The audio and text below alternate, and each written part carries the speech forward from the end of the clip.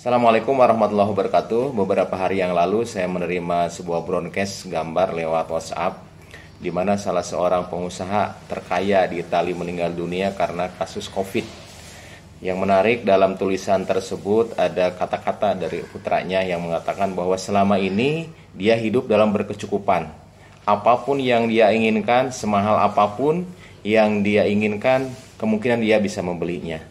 Tetapi yang menyedihkan di akhir-akhir hayatnya ketika dia kena COVID, ternyata nafasnya itu begitu sesak sehingga udara yang tadinya gratis pun tidak mampu dia dapatkan. Nah, terlepas dari kebenaran gambar ini dan video ini atau tidak, saya berusaha tadi mencarinya, tetapi ada hikmah di balik itu mungkin yang bisa kita pelajari untuk kita bersyukur lebih dalam lagi atas nikmat Allah. Nah, ibu bapak sekalian, Allah ini telah menitipkan paru-paru kepada kita, di mana pada saat COVID ini menerpa dunia, maka paru-paru itu menjadi salah satu target organ. Paru-paru itu seakan-akan tenggelam di dalam air sehingga penderita merasa sesak. Nah, ini sebuah pelajaran bagi kita. Allah telah menciptakan paru-paru di dalam tubuh kita itu jauh sebelum kita lahir. Allah telah menciptakan bakal paru-paru itu pada hari ke-21 ketika kita dikandung. Dan pada saat kita lahir, dalam 10 detik paru-paru kita itu langsung mengembang. Dan sejak saat itulah paru-paru kita itu menghembuskan nafas, menghirup nafas tanpa henti-hentinya, tanpa istirahat, tanpa jeda waktu.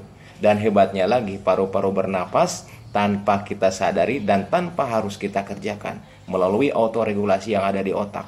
Begitu karbon dioksida meningkat, maka laju nafas akan meningkat pula. Begitu olahraga, begitu kebutuhan akan oksigen meningkat, tanpa kita suruh, paru-paru tetap akan meningkatkan kinerjanya supaya kebutuhan oksigen di dalam tubuh kita itu terpenuhi. Nah, kalau kita perhatikan, Allah telah menciptakan paru-paru ini dengan sebaik-baiknya bentuk, dengan sangat-sangat sempurna. Allah menciptakan dari atas itu saluran pernapasan. Saluran pernapasan itu ternyata tidak bisa kolaps, tidak bisa kempes. Kenapa? Mereka dilindungi oleh cincin-cincin trakea. Jadi kalaupun tidur, kalaupun kita misalnya ketekan, itu sangat kecil kemungkinan napas kita itu tertutup. Karena Allah telah menciptakan cincin yang begitu kokoh sehingga saluran napas itu terbuka. Saluran napas itu masuk lagi ke dalam dada, kemudian juga bercabang menjadi 2. Sampai cabang yang paling kecil, lebih kecil saluran udara ini dari rambut. Dan tibalah saluran udara tadi ke daerah terminal akhir yang disebut dengan alveolus. Nah, di alveolus inilah terjadi pertukaran. Pertukaran udara yang masuk ke dalam paru-paru, yang kaya akan oksigen, kemudian nitrogen, kemudian ditukar dengan hasil metabolisme yang ada di dalam tubuh, CO2 keluar. Kemudian juga di alveoli itulah oksigen akan masuk ke dalam pembuluh darah dan kita tidak akan sesak napas setelah itu. Dan ternyata di dalam tubuh kita ini Allah telah menitipkan antara 300 sampai 500 juta alveoli. Begitu banyak. Dan kita tidak tahu dan kita tidak pernah menyadari bahwa Allah telah menitipkan sedemikian detail. Bahkan kalau kita runut saluran napas ini dari mulai trakea, kemudian bercabang menjadi bronkus, kemudian juga bercabang lagi bronkioli, bercabang lagi sampai ke bagian terkecil. Ternyata kalau dijumlahkan panjangnya itu sekitar 2400 km. Bayangkan betapa dahsyatnya ciptaan Allah ini. Antara Aceh dan Lampung saja jaraknya itu sekitar 2044 km. Berarti saluran napas kita lebih panjang dari jarak antara Aceh dan Lampung. Sangat dahsyat sekali.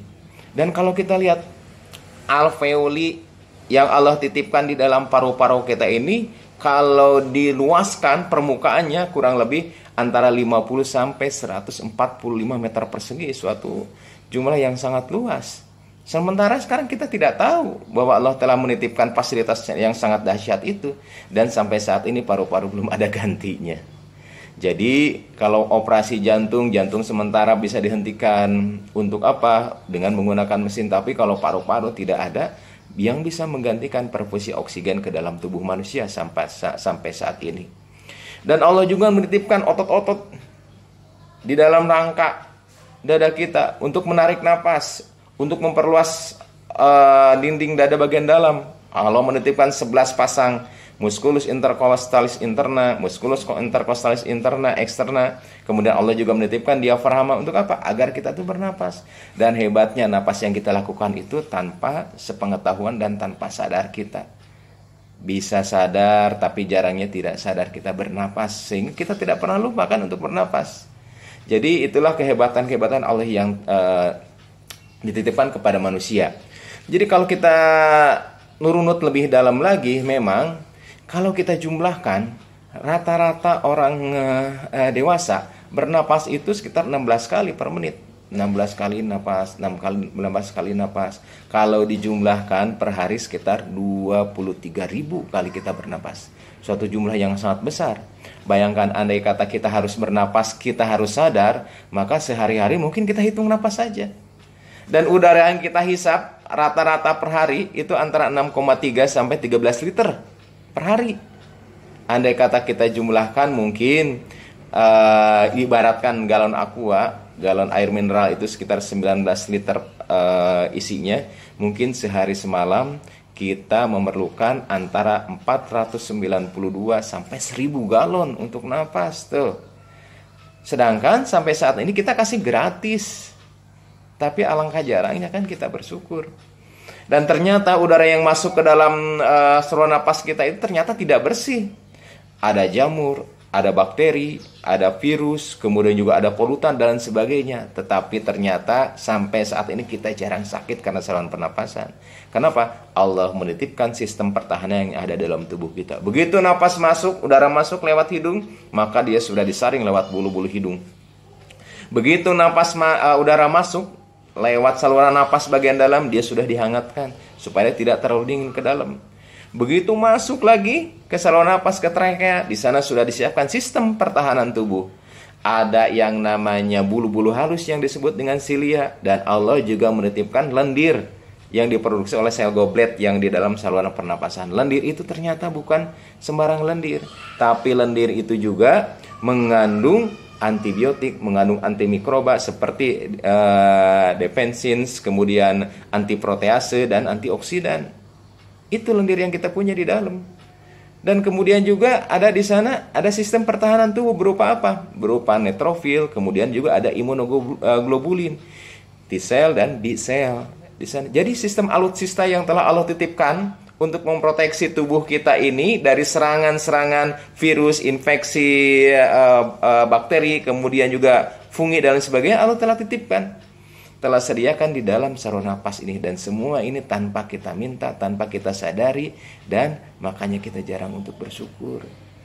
Jadi kalau kita berbicara tentang gangguan saluran napas pada COVID, kita juga harus ingat bahwa telah diciptakan oleh Allah itu beberapa alutsista yang ada di dalam tubuh kita ini, dan sampai saat ini sangat jarang kita syukuri.